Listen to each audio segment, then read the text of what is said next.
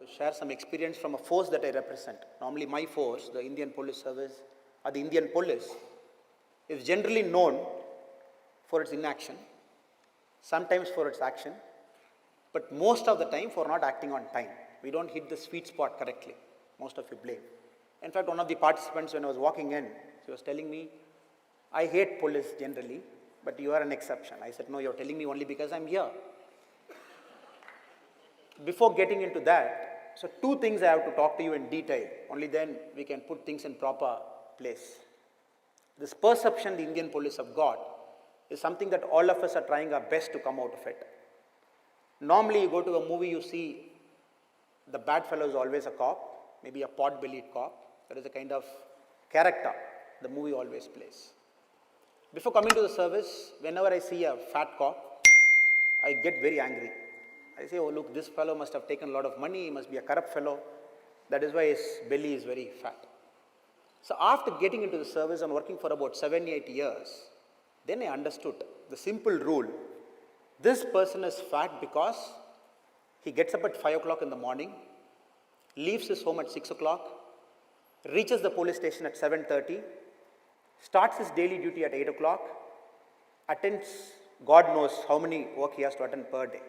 He has to manage traffic, he has to catch a criminal, he has to go to a court, he has to attend the VVIP bandobast in the hot sun and in the pouring rain. By the time the day closes at 10 o'clock, he reaches home at 11, the whole family is slept. So many cops keep complaining. I never saw my son or daughter growing in front of me. He eats at unhealthy times, breakfast at 11 o'clock, lunch at 3:30, dinner at 11:30 in the night. You do this for a month, then you will know how the pot belly automatically comes on you. Because the society puts so much responsibility on them. That was some responsibility which he cannot meet in the first place. So naturally, in fact, this perception, it took about 7 years to understand. Second, if I ask you, how many of you believe a policeman is corrupt? I think many of you will raise your hand. But if I change the question a bit, if I tell you, how many of you personally experienced a police corruption? Meaning personally you bribed a cop because you are overspeeding. Personally you bribed a cop simply because you wanted things to be done at a fast pace. Maybe 1/10 of you might raise your hand. The reason all of you say police is corrupt because that is a myth that is built into the whole system. That myth gets reinforced every time you go to a movie, every time you see a paper, every time you hear your friends talking about cop. So this is the perception I want to set before I get into my talk. The second part, the knowledge part, the police force works with about 30% vacancy. It does all the job under the sky. So in this, a policeman is expected to act. So in fact, when the organizer was telling me you should talk something about your personal experience, I said, no, I will avoid it, but still you should speak.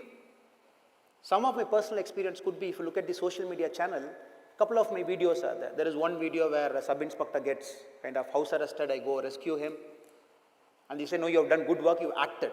But I say, I'm not proud of doing that. Because a civil servant, by its very nature, he has to be a backroom boy.